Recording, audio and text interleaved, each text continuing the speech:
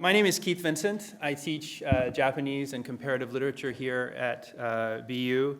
And it's an enormous pleasure for me to welcome all of you today to our annual Eve Kosofsky Sedgwick Memorial Lecture in Gender and Sexuality Studies. It's really great to see so many of you here today. It's my job to say a few words about the Memorial Lecture series itself, and about Eve Sedgwick, and then I'll introduce my colleague Anthony Petro, who will introduce our speaker today, Professor Saba Mahmood. First, let me register my amazement that this is already the 5th Sedgwick lecture. I think this must be an anniversary of some sort, and I'm really happy to see that this is probably the best turnout that we've had yet.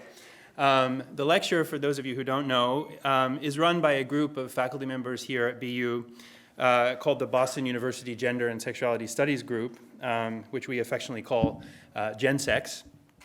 The heart of what we do in GenSex is to get together and read and discuss work in gender and sexuality studies, and we've been doing this since 2007.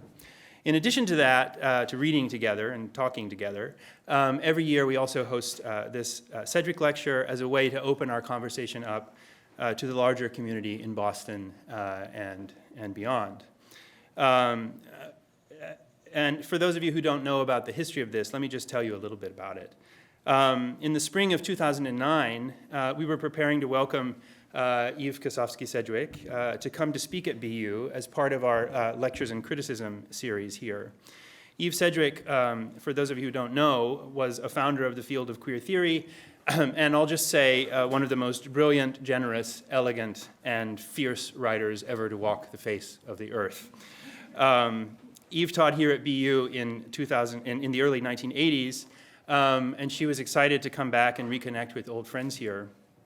And those of us in GenSex were very excited to show her how much BU had changed from the days when she was here, when work on gender and sexuality studies was, let's say, not exactly smiled upon. But then we heard the tragic news that Eve had passed away after many years of living with breast cancer. And this was in the spring of 2009. Although not all of us had met Eve personally, we all had basically grown into scholars reading her work. And her death was a terrible blow to all of us. So one day over dinner, after one of our meetings, we decided we wanted to do something to mark Eve's passing. That fall, we held a conference here at BU to celebrate her legacy. We called it Honoring Eve, and we invited 13 speakers to come and share their thoughts and memories about Eve and her work. Amazingly, all 13 of them said yes. The conference was held, appropriately enough, I don't know, on Halloween, the 31st of October of 2009, and it was attended by more than 250 people, quite literally from all over the world. The papers were published in a special issue of Criticism in the following year. Many of you were here that day and remember the conference, but if you weren't, you can find videos of the whole thing online at our website, bu.edu/honoringeve. We had so much fun at the conference that we decided to keep the spirit going with an annual lecture series in Eve's honor. If you go to that same website, you'll see the posters and information for the 4 previous lecturers in this series. So far, we have welcomed Henry Abelov, Anthony Parker, Janet Halley, and Lauren Berland. I think it's safe to say that one thing that most of us who read her love about Eve Sedgwick's work is its openness to difference. Axiom 1 in Epistemology of the Closet famously states, in a deceptively simple sentence, people are different from each other. And then she goes on to note how astonishing it is how few conceptual tools we have for dealing with this self-evident fact. In a sense, all of Eve's work was devoted to devising new tools for describing, analyzing, and understanding differences of all sorts. Of course, the first kinds of difference one associates with Sedgwick's work would be those having to do with sexuality and gender. Many of you will remember fondly the wonderful list of 13 things that, as she put it, can differentiate even people of identical gender, race, nationality, class, and sexual orientation, each one of which, however, if taken seriously as pure difference, retains the unaccounted for potential to disrupt many forms of the available thinking about sexuality. But relatedly, and just as importantly, Sedgwick was also a theorist of methodological difference, an advocate, I would say, of theoretical pluralism. One of the many benefits of this approach is an understanding not only that theory does not necessarily have an expiration date, but that many theories can exist side by side. This is an aspect of her work that has made it a sort of guiding spirit in our own efforts in GenSex, I think, to work across disciplines and from very different theoretical and methodological starting points. At the same time, I think it provides a model for a more general coexistence that is sorely needed these days. In this context, Eve liked the word beside. Beside, she wrote in the introduction to her last book, Touching Feelings, is an interesting proposition because there's nothing very dualistic about it. A number of elements may lie alongside one another, though not an infinity of them. We're really thrilled this year to have Saba Mahmood deliver the 5th lecture. One of the earliest pieces that we read together in GenSex was a piece by Professor Mahmood on the Egyptian piety movement from her book, The Politics of Piety. This was around the same time as the Honoring Eve conference in 2009. Looking back on it now, I think we found Professor Mahmood's work particularly interesting for the rich and complex picture it painted of female agency in a way that reminded us of Sedgwick's work. In that context, I remember the last email that we got from Eve in response to my pressuring her for a title for her talk here at BU, when she wrote, quote, "The general area seems to circle for shorthand around what Barthes brings together in Le Neutre, how to think the middle ranges of agency. In fact, if you absolutely need a title at this point, the middle ranges of agency would probably do fine." I will let Professor Mahmood herself say more about this and about the possible connections between her work and Sedgwick's. But I'll end now by thanking all the people who made this work possible. First, the members of our GenSex group, especially Jenny Knust in theology, Jenny Rowe in Romance languages, Anthony Petro in religion, and Carrie Preston in English and WGS. Thanks to Divisha Chumun for helping us mail out the posters and deal with other assorted last-minute tasks. Thanks to Chris Loken Kim at the BU Center for the Humanities. Thanks to Cynthia Cook in my department in Modern Languages and Comparative Literature. To Jae-Ho King in WGS, and to my partner Anthony Lee for designing another great poster for this event. And finally, I'd like to thank our generous sponsors, the BU Center for the Humanities, the Department of English, the School of Theology, the Program in Women's, Gender, and Sexuality Studies, the Department of Religion, the Department of Romance Studies, the Department of Modern Languages and Comparative Literature, the Department of Sociology, and the Program in Middle Eastern and North Africa Studies. I said this last time as well, but I think just the wide diversity that you can sense in that list of departments says something about the incredible reach of Sedgwick's work and of Professor Mahmood's work as well. One final note, when we are videotaping the talk today. In the Q&A afterwards, I would ask you to wait to ask your question until Divisha has brought the microphone to you so that your question will actually be recorded on the video. All right, so I will leave it at that for now and introduce my colleague Anthony Petro, who will introduce Professor Mahmood.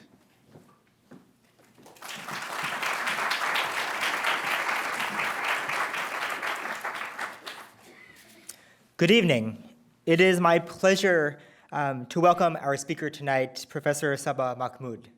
Mahmood received her PhD in anthropology from Stanford University and currently serves as Associate Professor of Anthropology at the University of California, Berkeley. Yet these 2 points don't begin to tell the larger story of her intellectual reach. Before becoming an anthropologist, Mahmood worked in architecture and urban planning, fields in which she also holds professional degrees. After receiving her PhD in anthropology, she taught at the Divinity School at the University of Chicago.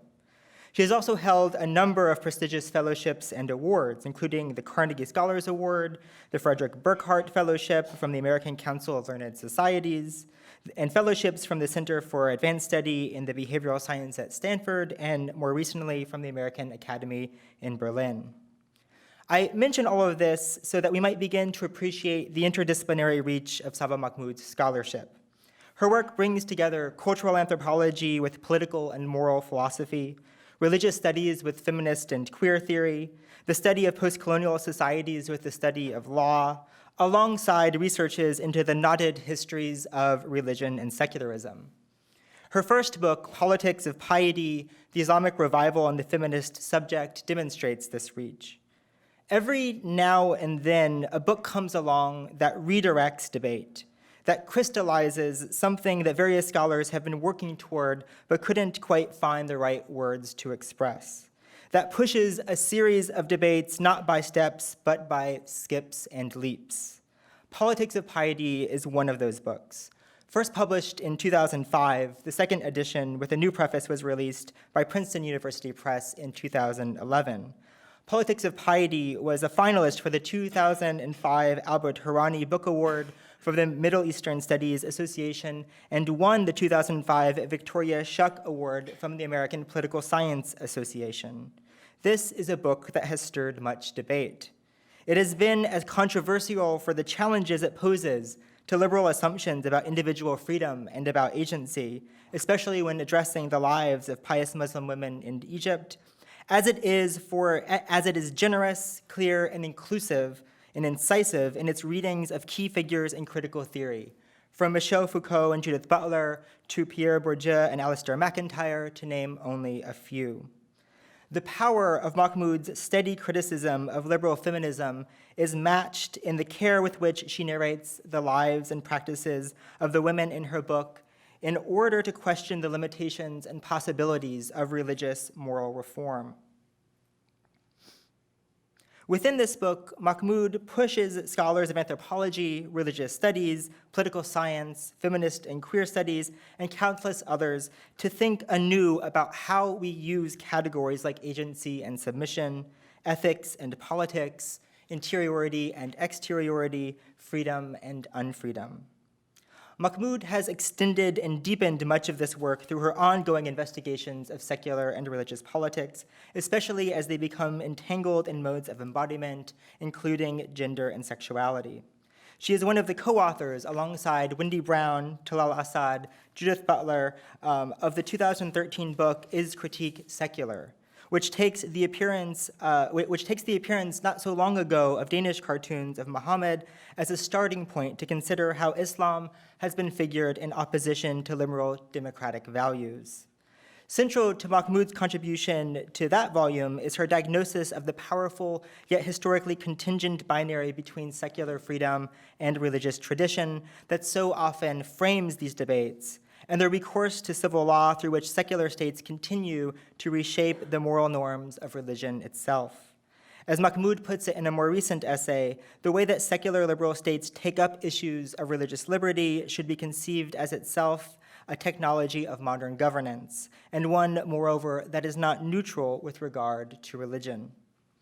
Mahmood has further explored these ideas as a co-investigator for a three-year project entitled Politics of Religious Freedom, Contested Norms and Local Practices, funded by the Luce Initiative on Religion and International Affairs.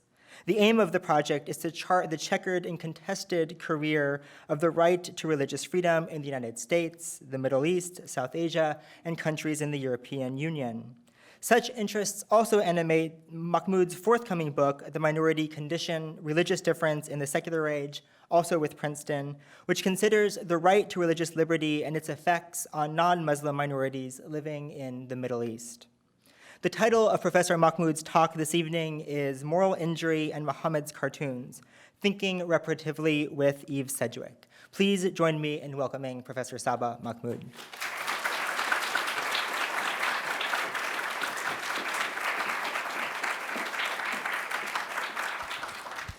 Thank you so much for that very generous introduction, and thank you all for coming.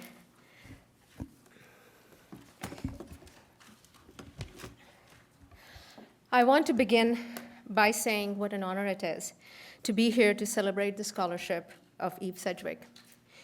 I want to thank Keith Winston for inviting me to present my work in this forum. When Keith first extended me this invitation, I was uncertain as to which part of my work would be most adequate to the task of commemorating Eve Sedgwick's prodigious and courageous scholarship.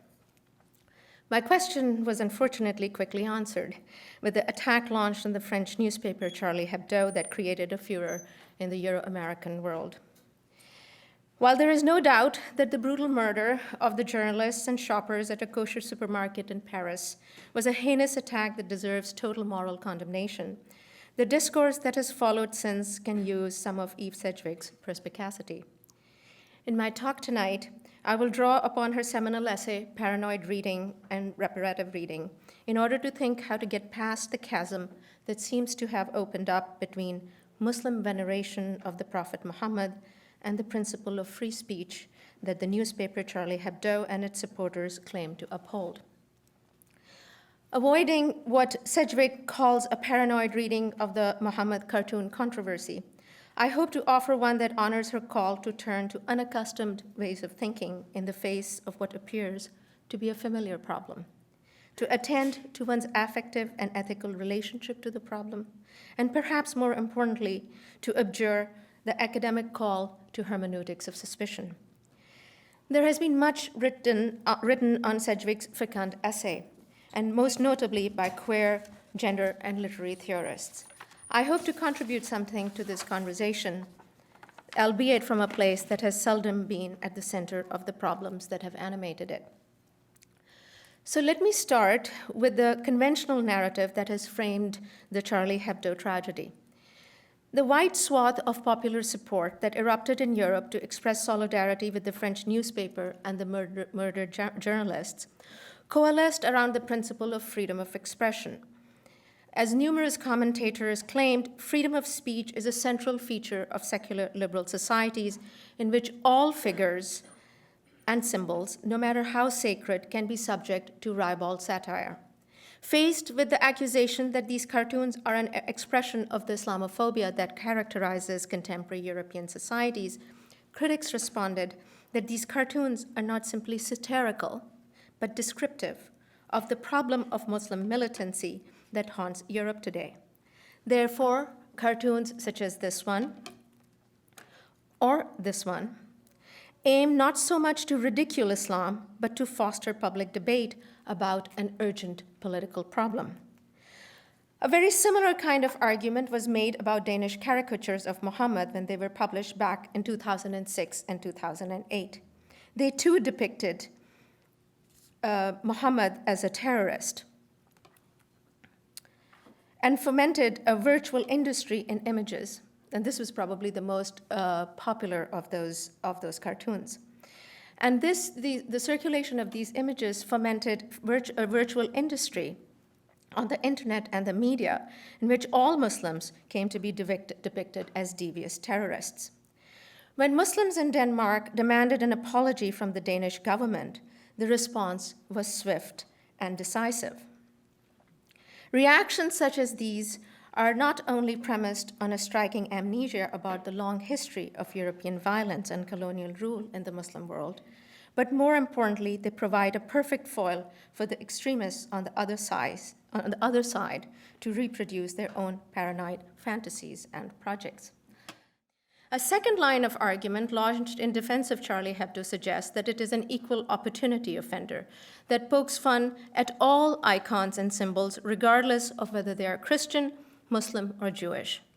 The two cartoons that were often bandied around as evidence of this were, first of all, this one which shows the three iconic figures of all the three monotheistic religions, and then this one that actually pokes fun at Jesus and Christianity itself.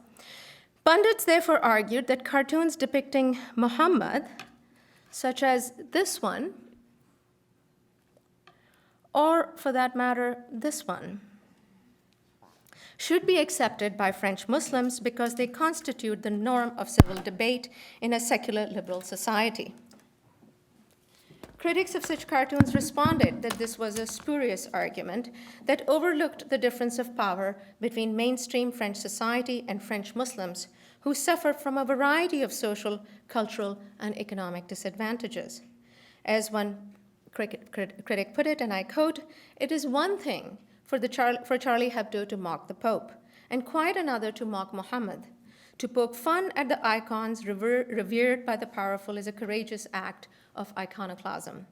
To ridicule those of the weak is cheap bullying, as it subjects people who already suffer abuse of multiple sorts to public humiliation, making sport of their perceived inability to defend the things they hold sacred." End of quote.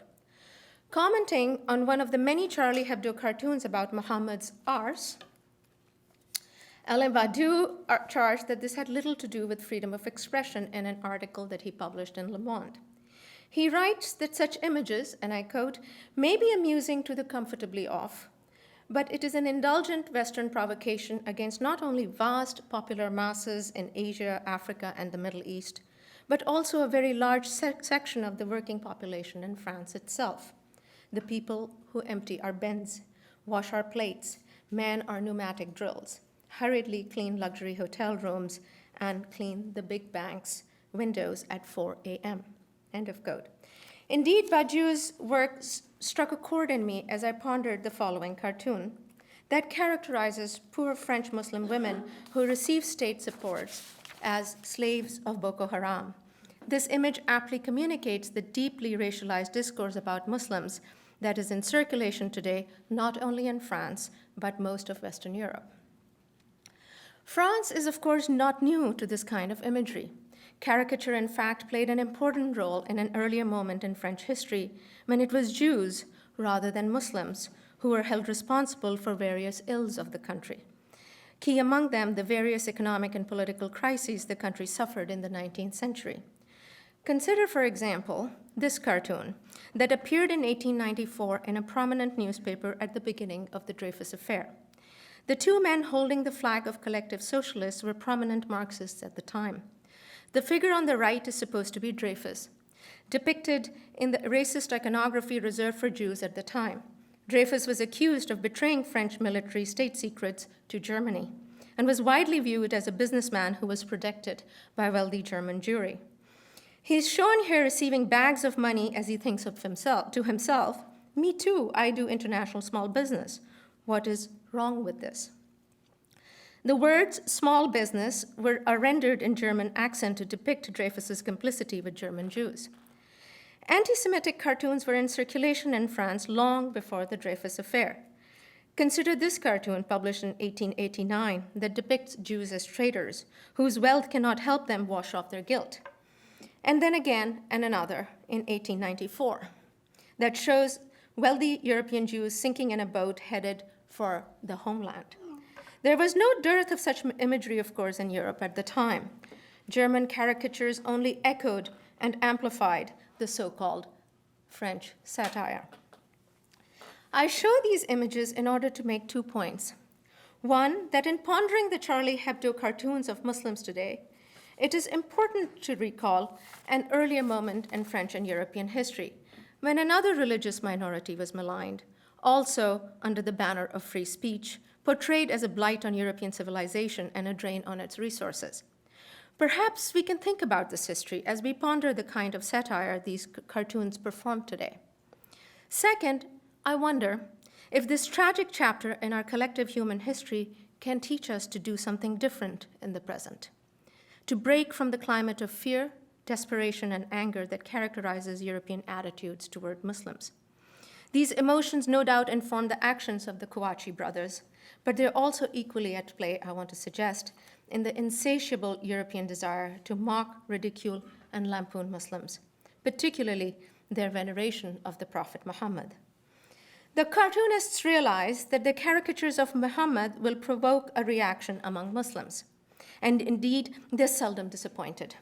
This game of provocation and reaction is often understood as a standoff between a religious taboo, Islam prohibits pictorial depictions of Muhammad, and the secular principle of freedom of expression, between secular irreligiosity and Muslim religiosity. While this way of casting the debate enjoys wide currency on both sides of the divide, I want to trouble this consensus tonight. To frame the issue in this manner must be urgently rethought for its blindness to the strong moral claims enfolded within the principle of free speech. As I hope to show, the secular is not empty of religion. Rather, it prescribes a particular conception of religion and an attendant semiotic ideology of how icons and signs should be interpreted. In exploring this issue, I want to turn not to the paranoid and desperate acts of the Kouachi brothers and their likes, but the majority of Muslims who condemned these attacks, but who also felt deeply wounded by the cartoons of Muhammad. What kind of injury is this? Can we think reparatively in this moment when only fear and suspicion reign? Do we have an analytical vocabulary to apprehend the contours of this injury?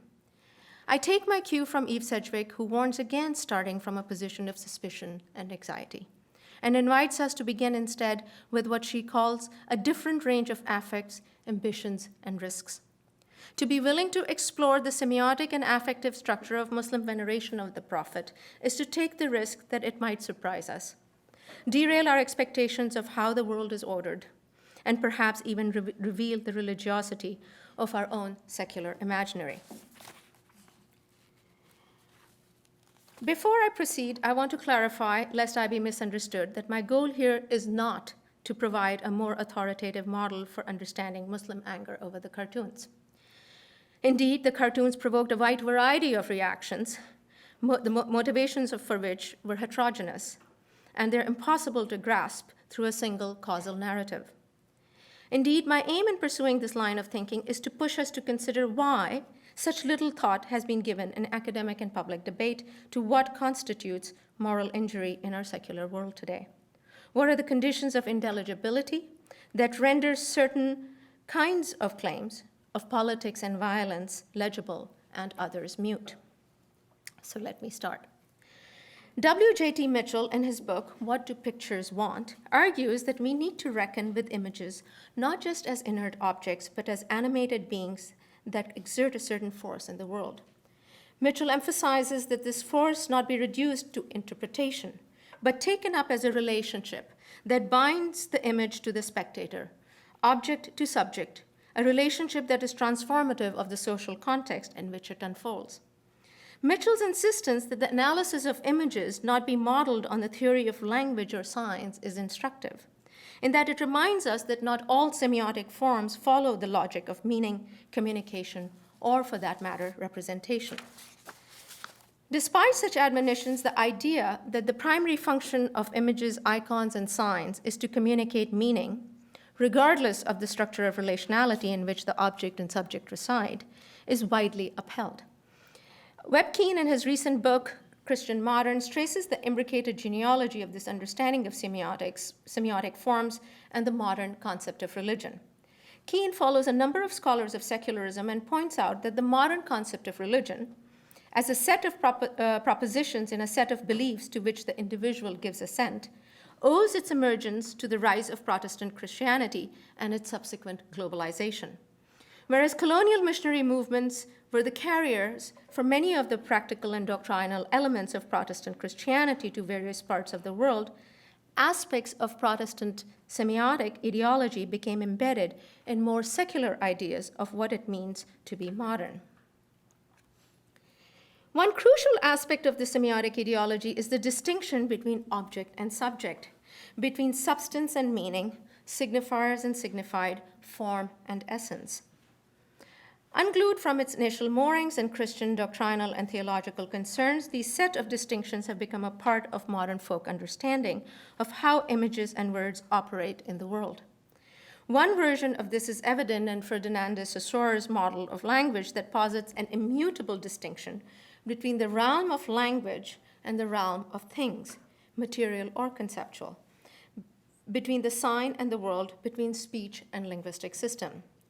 Historians and anthropologists have long written about the shock experienced by proselytizing Christian missionaries when they first encountered non-Christian natives, who attributed divine agency to material signs, often regarded material objects and their exchange as an ontological extension of themselves, thereby dissolving the distinction between persons and things, and for whom linguistic practices did not simply denote reality, represent reality, but also helped create it, as in the use of ritual speech to invoke ancestral spirits or divine presence.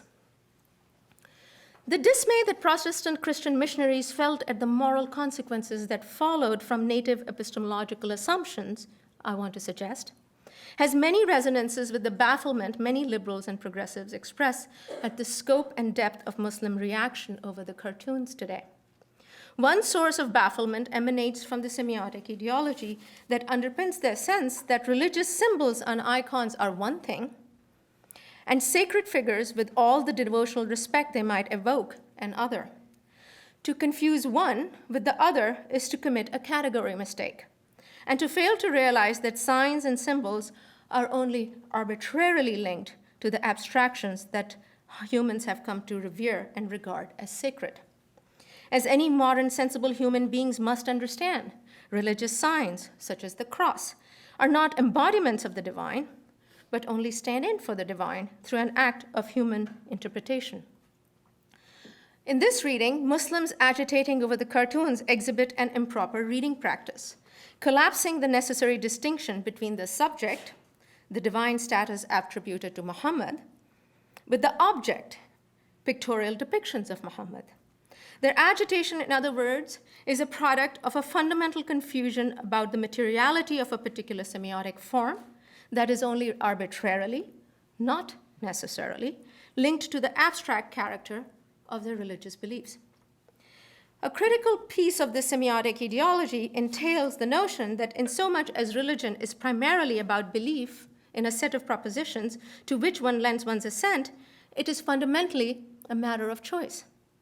Once the truth of such a conception of religion and concomitant subjectivity is conceded, then it follows that wrong-headed natives and Muslims can perhaps be persuaded to adopt a different reading practice, one in which images, icons, and signs do not have any spiritual consequence in and of themselves, but are only ascribed such a status through a set of human conventions. The transformative power of this vision was precisely what motivated the 18th and 19th century missionaries to undertake the pedagogical project of teaching native subjects to properly distinguish between inanimate objects, humans, and divinity. So Marx's notion of fetish, for example, belongs to this genealogy.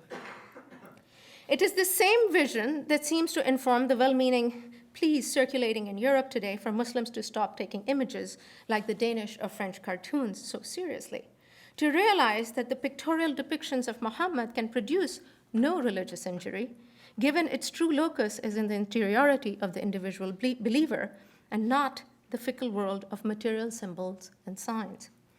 The hope that a correct reading practice can yield compliant subjects crucially depends, in other words, upon a prior agreement about what religion should be in the modern world. I want to point out that this notion of religion is internal to liberal secularism, against which the inadequacy of other forms of religiosity are judged. The idea that liberal secularism is devoid of any substantive religious commitment remains blind to the normative force that Protestant religiosity in this worldview commands. In what follows, I will suggest that this rather impoverished understanding of images, icons, and signs not only naturalizes a certain concept of a religious subject ensconced in a world of meaning, but also fails to attend to the affective and embodied practices through which a subject comes to relate to a particular sign. A relation founded not only on representation, but also what I will call attachment and cohabitation. It is striking that the largely silent but peaceful and emphatic rejection of these images among millions of Muslims around the world was so easily assimilated to the language of identity politics, religious fanaticism, and cultural or civilizational difference.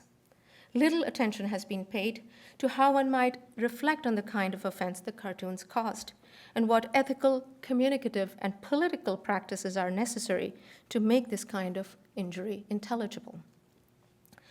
So I want to turn now to a different understanding of religion, icons, and symbols that came to my attention at the time of the Danish cartoon controversy.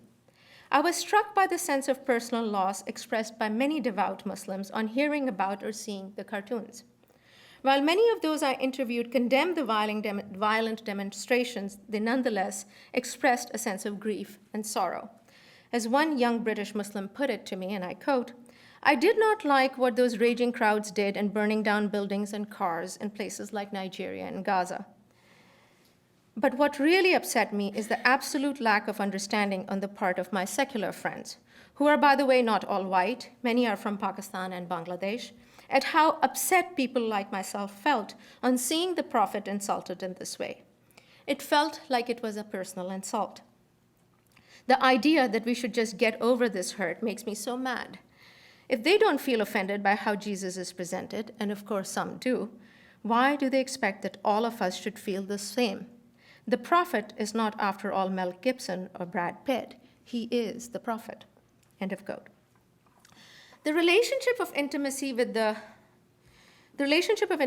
Prophet expressed here has been explicitly thematized in Islamic devotional literature on Muhammad and his immediate family.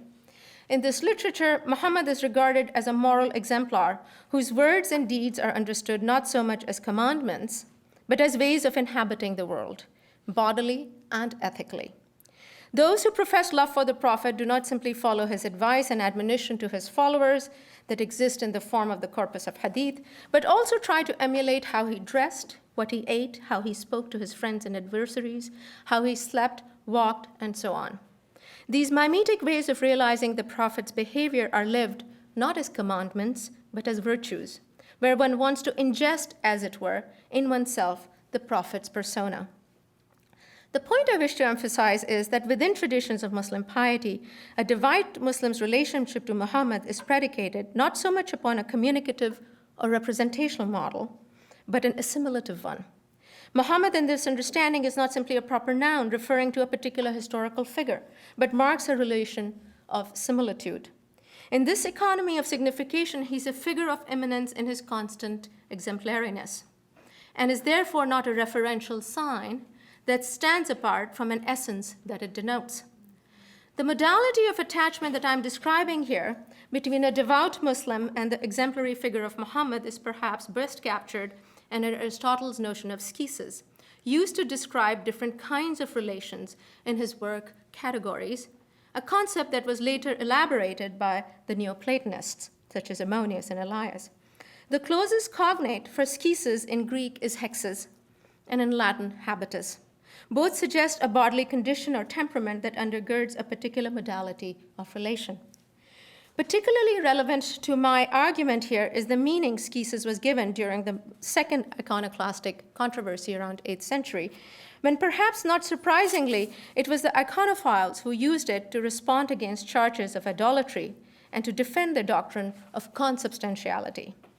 Kenneth Perry, in his book on Byzantine iconophile thought, shows that Aristotle's concept of relationality became crucial to the defense of the holy image by the two great iconophiles, Theodore of Studite and Patriarch Nikephoros. As Perry shows, what the image and the prototype share in their discourse is not an essence, human or divine, but the relationship between them. This relationship is based in homonymy and hypostasis. The image and deity are two in nature and essence, but identical in name. It is the imaginal structure that's shared between them that gives form to this relationship. That is to say, to be the image of is to be in a relation to.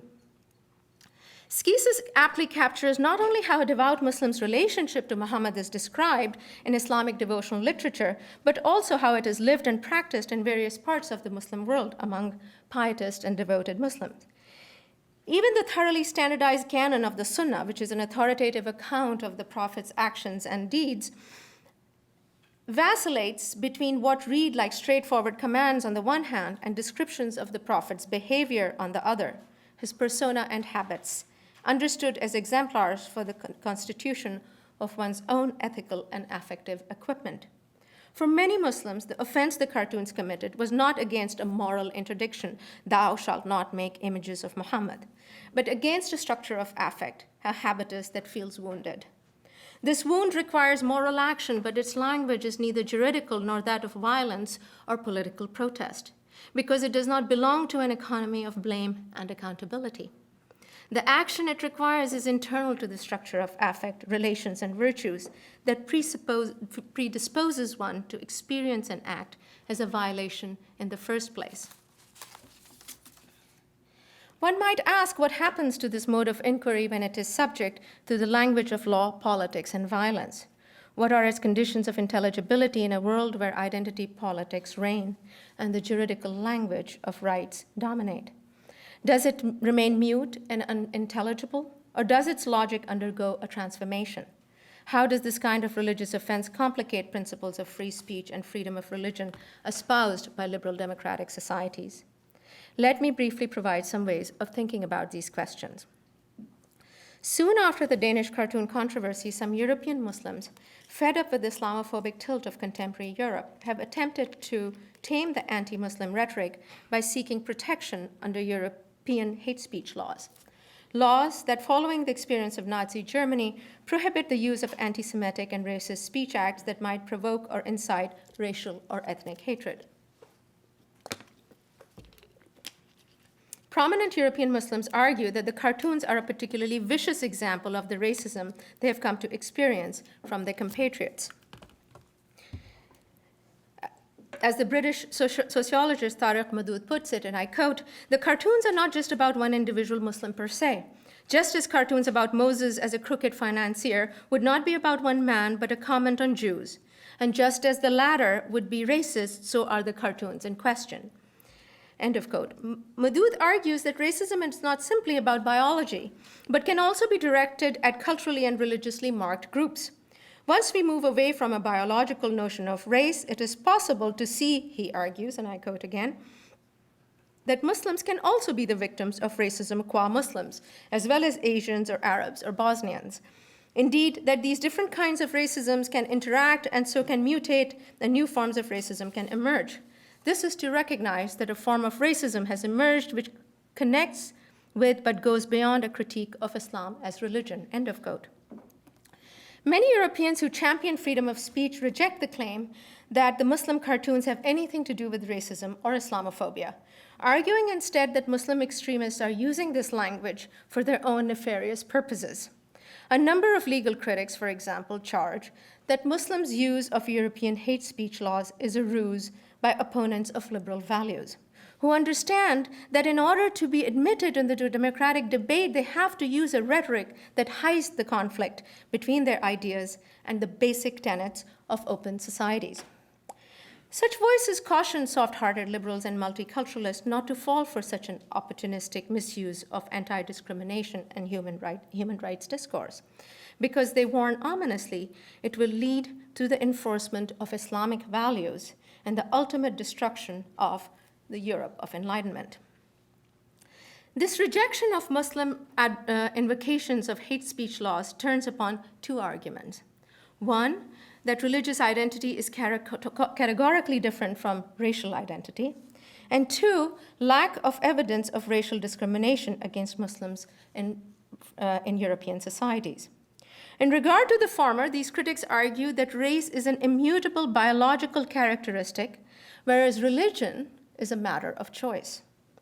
One can change one's religion, but not one's skin color. Muslim cartoons merely offended religious belief, which had nothing to do with race. According to the Belgian legal critic Guy Harsher, and so much as racist behavior refuses to grant equal status to Jews and blacks because of their perceived biologically inferior character, it violates the liberal principle of equality. Blasphemy, on the other hand, he asserts, is normal and may be a cathartic value in democratic societies. What I want to problematize here is the assumption that religion is ultimately a matter of choice. Such a judgment is predicated on a prior notion, one that I mentioned earlier, that religion is ultimately about belief in a set of propositions to which one gives one's assent.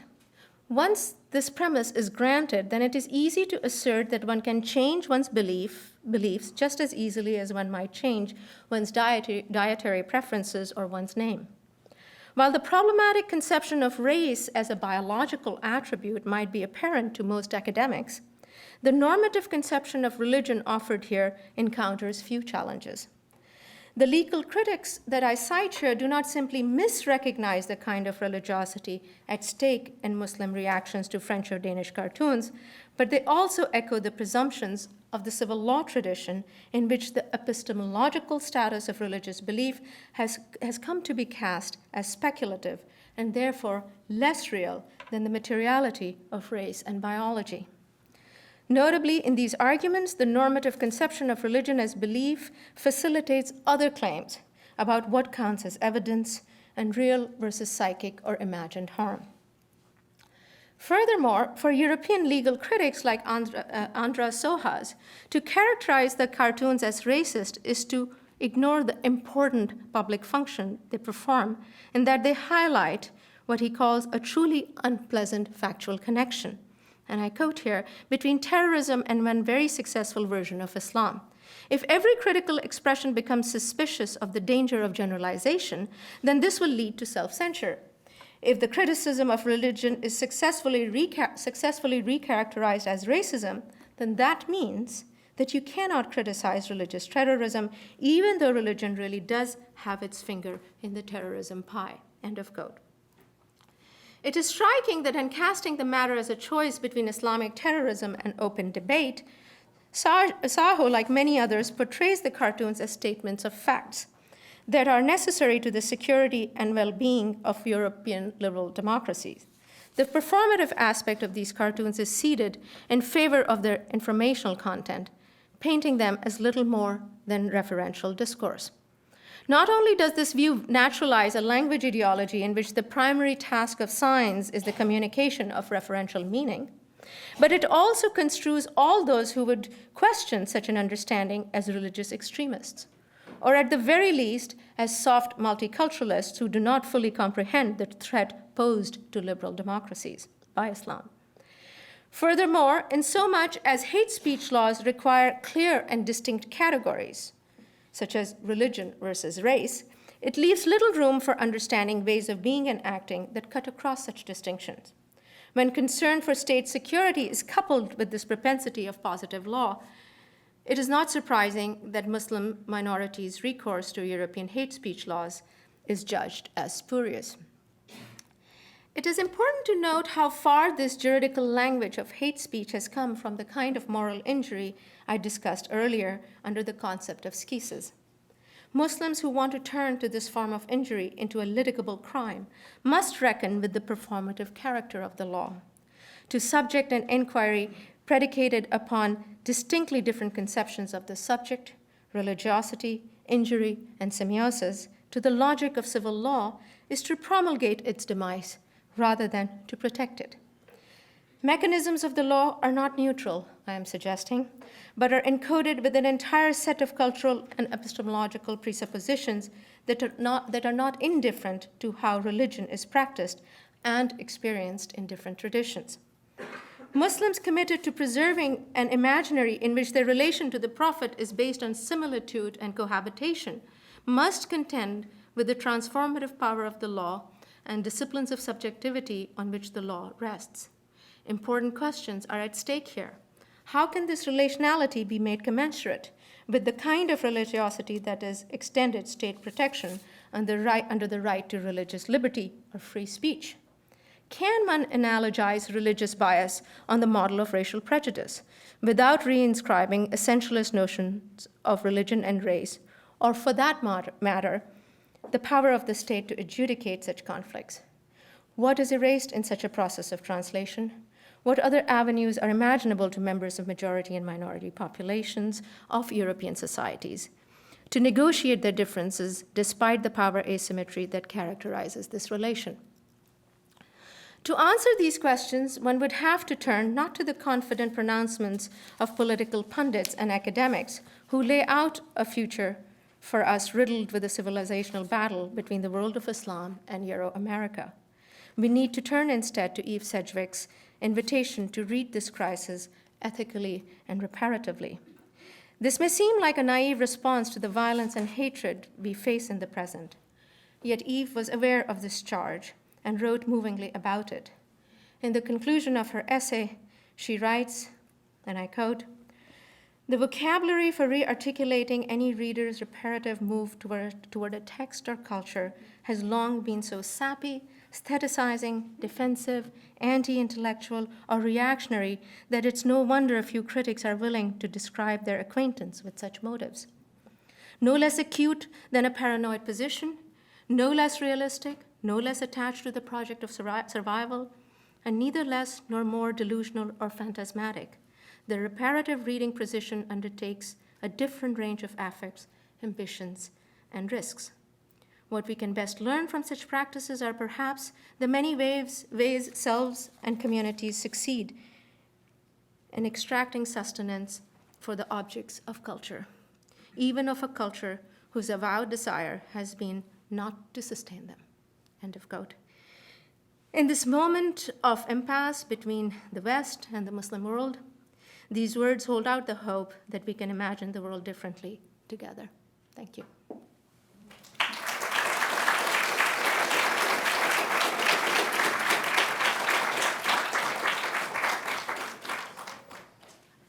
How you might apply this framework to the Dieudonné case in France as well, and sort of thinking Which case, I'm sorry? The Dieudonné, the theater, the play, the man who was accused of doing the plays that were anti-Semitic, and then he was taken to court about that, and how you might compare the two cases. In France, it's often talked about as why is insulting Muhammad in cartoons okay, but Dieudonné insulting Jews the way he does in theater, why is that not okay? And I just wondered if you could comment on that. I think both are not okay. That's precisely what I've been saying in this paper, I think, and in this talk, that neither one of them are okay. But we have to get beyond this idea of it's not okay, right? Otherwise, we just are basically in the land of political correctness without understanding what is at stake. And different kinds of acts, Islamophobic acts, anti-Semitic acts, engage different kinds of sensibilities, engage different kinds of icons, items of popular culture, religious culture. And I think one has to pay attention to what is it what those cultural objects mean, religious objects mean, and what does an act, whether it's an Islamophobic act, anti-Semitic act, or any act of interpretation, does to those objects. So it's not enough to say that, you can basically, you can't legislate the idea that this has to be simply banned. What needs to be done, and what I'm calling for here, is an engagement on the reasons for why people get upset by these things, and how can they be addressed in a society that doesn't always turn to the law to address such breaches of difference.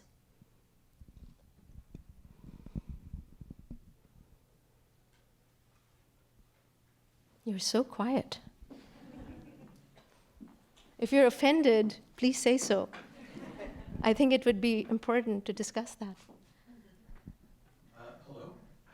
Hi. I will say I'm not offended, but You're not offended? no. Okay. But right. I'm very curious, as you were talking about the case with the Dutch, I think it was the Dutch, where people in the Muslim community there tried to use the laws around hate speech to kind of address their grievances, and very much that in that country as well as the United States, this idea that very much from the top down, please become liberal, please become secular, please join our society. But at the same time, certain communities, as they use these tools of liberal democracies, the response is often, wait, we didn't mean for you to use it that way. We don't want to recognize what you're saying as hate speech because it, in many ways, requires the state or some form of the society to change. I was wondering if you could speak more to this idea that the minority or the oppressed group, as they try to use liberal democracy, are often pushed back and say, we never meant for liberal democracy to be used that way.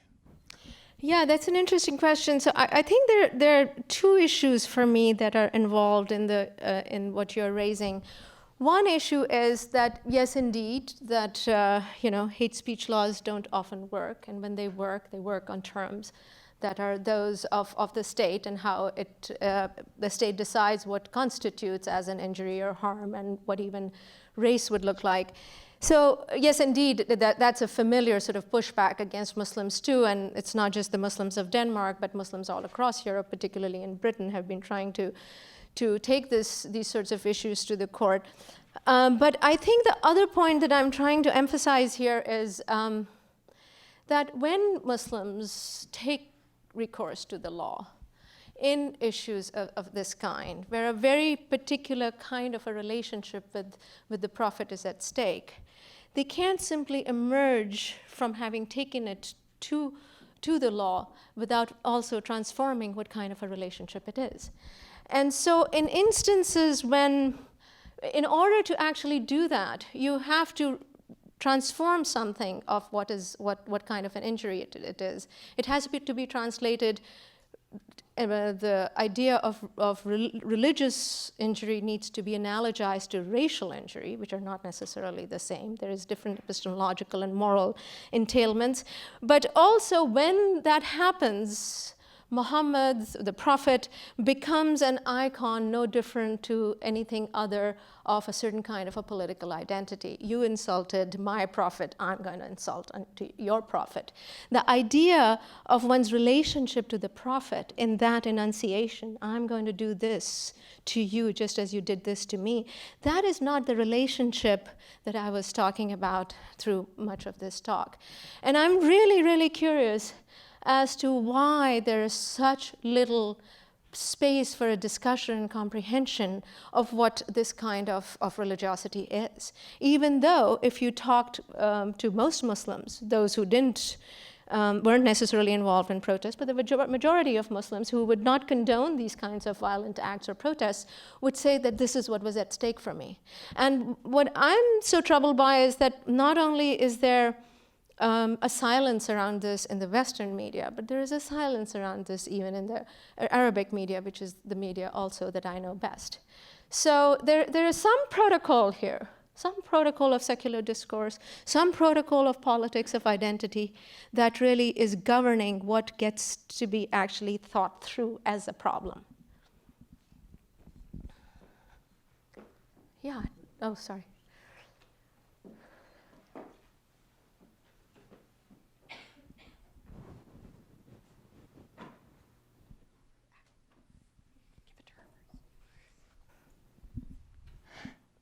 Thank you very much for this excellent and thought-provoking talk. Wouldn't part of thinking reparatively also incorporate a better understanding of how Muslims through history have produced and responded to images of the Prophet Muhammad? Mm-hmm. Because there's also this prevalent misunderstanding that the Prophet is not represented in the Islamic context, which is of course far mm-hmm. from the truth. And a very specific instance comes to my mind as someone who does work on this material of 16th century Ottoman 6-volume biography of the Prophet that incorporates about 480 paintings depicting his life or stories about his life, in which readers afterwards came looking at the manuscript would inflict damage on the faces of those who are attacking the Prophet in the images. So very much this kind of assimilative reaction, reactions to the Prophet that you were also talking about. So we also need to think about the world of images in this too, and the role of images. Right? Oh, absolutely, and which is why I so emphasized in the talk that we cannot understand this injury or this violation in terms of a religious precept that you shall not have pictorial depictions of Muhammad. That's precisely the history to which I was alluding to, that indeed Muhammad has been depicted in various points in different times and places. And so this idea that this was the reason Muslims are upset is because they think it's an act of blasphemy to actually depict Muhammad. This is just an erroneous diagnosis of what has upset millions of Muslims.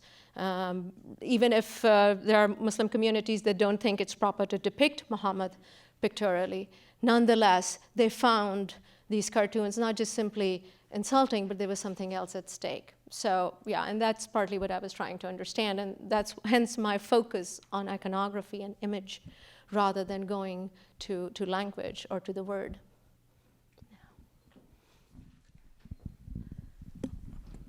Thank you so much. This is just wonderful. And I'm not sure I've understood everything, so I'll start partially by asking. But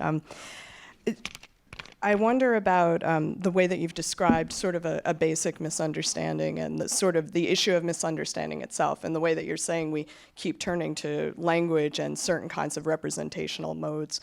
I wonder if you have ideas. I don't want to ask you to do even more, but I wonder if you have ideas about how conversations is part of the problem inherent in the way that the modes of conversation are occurring. Do you know what I mean by that? So I wonder if there, and it's interesting you're saying it's a transnational media problem, but I guess I wonder if you have thoughts about different modes of even having the conversation about the misinterpretation of conversation and language. Does that make any sense at all? Yeah, no, it does. I mean, I think what you're asking is what kind of communication would be required in order to understand this other notion of injury. I'm rather pessimistic, and the reason is that I believe that the Muslim world is also equally bound up in politics of identity, which really works on the model of Saussurean linguistic science. So there's this sense that, so what's interesting is that when you, in all the years that I've worked in the Muslim world, I feel like there's two different kinds of discourses that sit cheek to jowl next to each other. On the one hand are these pious traditions, which I'm talking about, in which Muslims will talk, there's a very large folk and popular tradition of the kind that I'm describing about the devotion to the Prophet and so on. And this sort of suffuses poetry, it suffuses music, it suffuses literature, and so on and so forth. And then on the other hand is the sense that, this is a symbolic element of my identity. There's a very different relationship that's operative there, where you can separate, your identity can be actually hooked up to a multiplicity of different symbols. Your national symbol, your linguistic symbol, so various things can stand in for your political identity. And the Prophet is one of the many. And there I feel like there's a very different kind of a relationship that's operative between the subject and the object of veneration. And I'm afraid that the kind of impasse that we are facing is that what has won in this moment is precisely the discourse of political identity on both sides, which has a very distinct language ideology, semiotic ideology, and a distinct relationship between the subject and object. And I believe that that's partly what is at stake here in not being able to communicate about this. Whereas if you really talk to most people, I was doing fieldwork at the time, and Danish cartoons were republished in 2008, and I spent a considerable amount of time in the mosques and talking to people about it. What is it that bothers you? What is it that troubles you so much about this? And there was a very different expression. There were, of course, at times expressions, this is our prophet and we have been violated.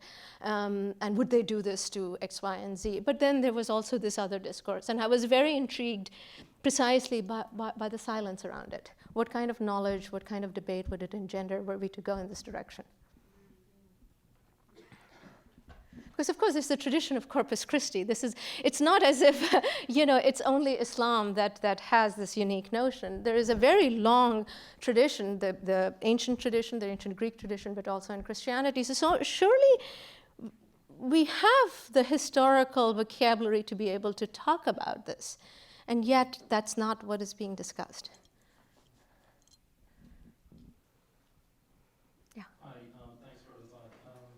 So I was thinking, since I think all the progress of humanity depends on the moments that somebody has been accused of blasphemy, from Socrates to Galileo to basically the French Revolution. And whenever we've had the progress, it's been a time that we have stood against fanaticism and a lot of times religion, institutionalized religion. Isn't calling this a moral injury? Isn't this being tolerant about intolerance, about fanaticism? Isn't this panicking and a halt in the progress of humanity in general? So tolerance of intolerance, that you could apply to the talk I gave if I said what the Kouachi brothers did was right, which is not what I said. And I think it would be really a great shame if all we can think of in this moment is what Kouachi brothers did. Right? That's precisely what Sedgwick pulled us away from. That is the place of paranoia, that is the place of anxiety, that is the place of desperation and fear. We inhabited and they inhabited it. How do we pull away from that? Can we just simply say that these caricatures only offended Kouachi brothers and the likes of them? Did they cause no harm? Did they cause no injury to anybody? Are we so sure about that? And if we are not, then isn't it our responsibility to think about what is it that these cartoons are doing? Otherwise, we should just simply say that the millions and billions of people around the world who are Muslims who are offended by this, they're all crazy, like the Kouachi brothers, like ISIS, like Al-Qaeda. That's not going to lead us anywhere. That is just going to reenact the impasse that we're in right now. They are evil, we are right. We have the French Revolution, they have their craziness. Let's march on. Where is that going to get us? So we have to start thinking about forms of religiosity that don't side with the likes of Kouachi brothers, that are also wounded. And do we have any vocabulary to understand that? To reach out to it and say that there is a tradition in which we can agree? Can we look back to the history of the Holocaust and say, what is the similarity of this moment in Europe in regards to Muslims that existed before? What can we learn from it? But I think to take this stance that I am advocating tolerance of intolerance is a little too easy.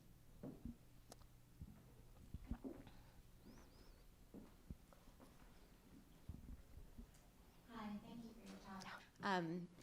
I'm wondering if you went here a little bit when you were talking about some esoteric Christian traditions, but I'm wondering if this affective mimeticism, this way of living as a kind of ingestion, is so different or so specific to Muslims and to small groups, if there aren't ways of thinking about that capacity in all of us. Maybe I'm trying to get really reparative here, but we were working on some of your writing, both in my graduate class and in the Gen Sex group yesterday, and we started to see some connections to things like yoga practice, even the sort of pieties of academic plugging ourselves into the computer. So. That's really great. Okay, so I want to draw this. I think you can say that about politics of piety. I don't think you can say that about the cartoons. And let me tell you why. I think in the new preface to Politics of Piety, I do talk about this, that there's the kind of behaviorist pedagogy that I was talking about in Politics of Piety is actually something that many of us are familiar with, yoga, Tai Chi, and all of those kinds of wonderful things that we all do. So yes, that's true. However, I don't think that's the same model that is operative that I'm trying to actually, provide an exegesis of here. Here we are really not just simply talking about the mimetic reproduction of exteriority and interiority through a set of practices. We're talking about a certain mode of relationality between object and subject. Now, there is the Greek tradition to which I'm referring to, the Aristotelian notion of schisis, that has some parallels with the kind of work that I was doing in Politics of Piety and what I was trying to understand there. But I think the kind of relationality here is distinct because it is literally a relationship between a subject and an object rather than working on yourself to become a different kind of a subject, the technologies of the self that Hadot and Foucault talk about. So I think that's the distinction here, and which is why I don't think this is akin to yoga. But I do think that aspects of this kind of understanding of object and subject, you find that in various religious traditions. And I don't think Corpus Christi is esoteric. I think it was a pretty major part of Christianity. It is now, we can think of it as esoteric. But so I would go to those traditions to think about it. Or even W.T.J. Mitchell's what do pictures want, I think actually gets to this, what I'm talking about, where pictures are not things to be interpreted, but pictures are something that incorporate us in their relationality, and therefore they transform the social context in which that relationship unfolds. So I think there are different philosophical traditions we can go to.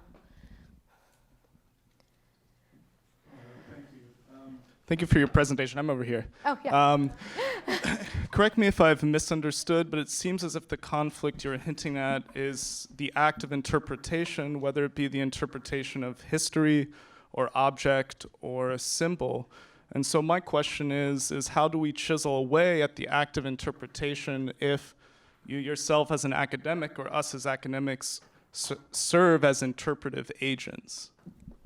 That's a great question. I don't think it's at one level. I think at this third level of conversation that we are having, whether in terms of my talk or what we are having right now, I do think that there's an interpretation that is involved of thinking about these two different traditions. But I would argue that the tradition of skesis that I'm talking about is not one of interpretation. It's one of similitude.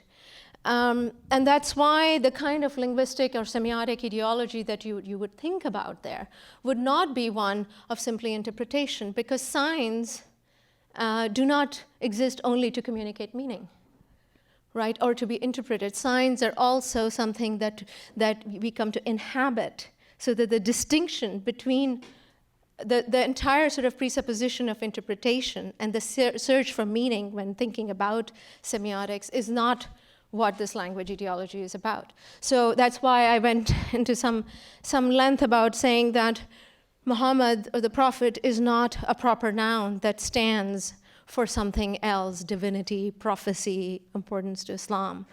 The Prophet is precisely that with whom you become at one with. You ingest his persona as you live your own life. And again, I think Christian history is the figural and allegorical readings of the Bible provide a very interesting model, a parallel model of thinking about this. Before the Enlightenment Bible comes about, if you think of early Christianity, particularly in the medieval period, you think about it, a devoted Christian didn't simply interpret the Bible. The Bible was the map in which he or she found his own life. Right? So that act of distanciation, that, the Bible is the word of the divine or stands in for the divine, where the Bible itself is something extraneous to what your own life is. That relationship, of course, Christianity loses, right? Not always for the best, as we tend to presume, or Enlightenment just gave us all freedom. But aspects of that relationship continue to inhabit various kinds of practices even in the West. And so that's what I'm talking about, where it's not an act of interpretation, it's an act of cohabitation, where you're not simply interpreting the Bible, you're finding yourself within the narrative of the Bible. Or allegorical interpretation, where two essences are shared between fragmentarily. For coming here. I am co-teaching right now a class called Religion and the Idea of the Secular that very much takes place in the light of your work, and Talal Asad's work and some others. I have two questions, and I don't even know if they're both pointing in the same direction. The first is simply an anxiety. Aren't you giving the satirists and the people who defend them too much credit for being basically good Lockeans who think that religion should be privatized and held in the privacy of the heart and therefore don't understand what the fuss is about? Whereas on some level, if people continue to cause this offense, it must be because they know what harm they're doing and how, even if they can't describe it as eloquently as you've done. And the other worry is, in a way, political, about a risk of playing into cultural essentialism when we say that, believing and practicing Muslims are really applying a different semiotic system, a different story about how signifier relates to signified, something that is fundamentally of a different shape than the structures to which liberal democracy is accustomed and which it can easily metabolize. And sort of how do we make those arguments without sliding into exploitability? Yeah. So that was exactly the question I faced in Politics of Piety. Haven't I orientalized these women to the point that we think they're just on Mars? Yeah, there's always that danger. But the question is, do we try to understand, first of all, there are two things. One is, this is not all Muslims that I'm talking about, and I think I made that very clear. There are multiple reactions to the cartoons, ranging from inaction to action to indifference. And in fact, the sort of privatized Protestant conception of religiosity in which, and the concomitant relationship between object and subject is one that many Muslims uphold. I could say I uphold that. I always get upset when Muslims get upset about cartoons. I was like, there they go again. But, can't we get beyond this? Can't we just simply say, okay, that may not be to your liking or my liking, but there are some Muslims who are upset. How do we make sense of that? Are we going to freeze that we can't really talk about this because that might essentialize them? It would only be essentializing if we would say all Muslims think in this way. There is a serious struggle going on in the world of Islam, of what the Prophet means, the tradition means, the Quran means. There are multiple, we tend to think it only is between the liberal interpretations of Islam and the fundamentalist interpretation of Islam, but there are positions far and wide between those two poles. And in my research, what I have found is that, and as I say in Politics of Piety as well, there is a very vibrant religious tradition that is highly critical of the jihadists, of ISIS, of the fundamentalists, and so on, but that also holds a very different interpretive tradition in relationship to everything that the ISIS on the one hand wants to claim, and then the liberal Muslims want to claim on the other hand. So my commitment is to think about this. So whether I do it in Politics of Piety or I think about it here. As for this idea that I've made the cartoonists into Lockean liberals, that might be the case, but I don't think that the discourse we analyze is simply about the intentions of the people, whether they meant it or not. If there's one lesson we learned from Foucault, it is that discourse is not about simply intentionality. Did they know it? Were they all the effects they were going to have, or their intentions were transparent to them? I don't think so. I think we need to think about discourse at a much more broader level, regardless of whether people intend it or not, including ourselves. We actually reflect and we mimic many of the normative assumptions of the discursive worlds in which we live. So if we can't talk analytically about those normative assumptions out of fear that people may have not meant that, then I think we can't talk analytically at all. Right? So yeah, the cartoonists may have not known, but I think they did, and I think I mentioned that in my talk, that they are very clear. They often expect the kind of reaction they would get from Muslims. So there's a certain economy of provocation and reaction within which both sides are involved. And yet there's a lot happening outside of that economy of reaction and provocation. So I'm trying to think about that, and I'm trying to contrast it to analytical ways of thinking about religion that are pretty much shared within the social, scientific, and humanities world, as well as common actors. We can't simply discount the common actors as just not knowing that they are inhabiting a Lockean or Kantian world. Because Lockean and Kantian worlds are not the worlds of philosophers alone. They're part of the popular discourse of how we make sense of ourselves. We have time for one more question, and then I'd like to invite you all to a reception afterwards, just up here in the lobby where we have wine and stuff, and you can continue this conversation. Okay, well, the pressure's on. Last question. I think what I wanted to, first I want to say that I find much of what you're describing around Muslim piety to actually be shared or at least familiar from my work in Christian history and in Christian communities, and I don't find it odd at all. And in fact, I would suggest that the kind of effective identification that you're describing is present, very much present in Christian communities today, whether that is discussed in the public frame or not, which then got me thinking about what I heard you saying, that, okay, I've got to look at my notes now, I've lost track of what I'm talking about, okay. That it seems to me that what you're arguing, or what you and others have argued, is that the founding of the liberal subject was figured as an overthrow of religious attachment at the beginning, you know, and yet even as that attachment was not actually disavowed, but in fact transposed.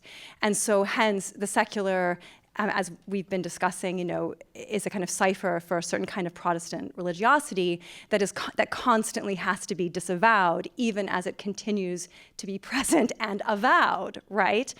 And so I was thinking about the way that's so important to your observations, not only about Muhammad's cartoons, but the 19th century anti-Semitic cartoons as well, in which Jews were figured as the kind of primitive religious group in our midst who couldn't get with the secular program, even as Christian piety continued to be practiced, clearly.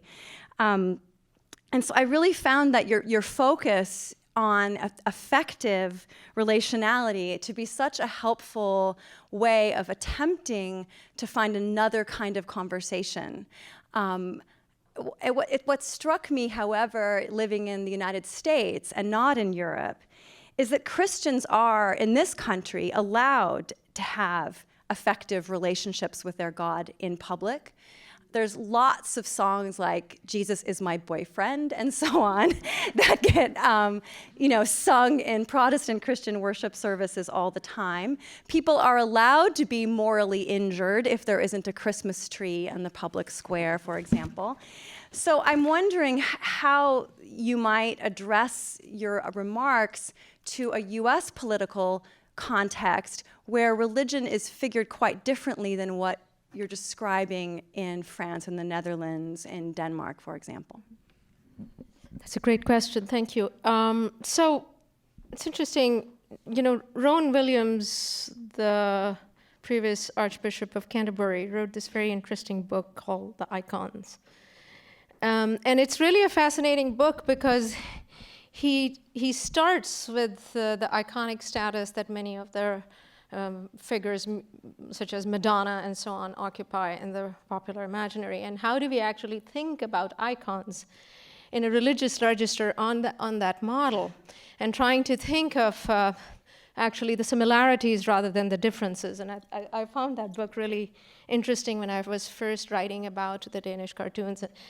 So yes, the context is different. There is a very robust public religiosity, evangelical religiosity that is present in American culture that you don't necessarily find in parts of Europe. But I do think that they're very different. One would have to really seriously think about the different conceptions and relationship to the figure of Christ and how that is lived. At the same time, I do agree with Webb Keene's book, Christian Moderns, in which he says that what Calvinism achieves in the world is not simply a religious transformation, but a fundamental transformation of how we think about materiality and science.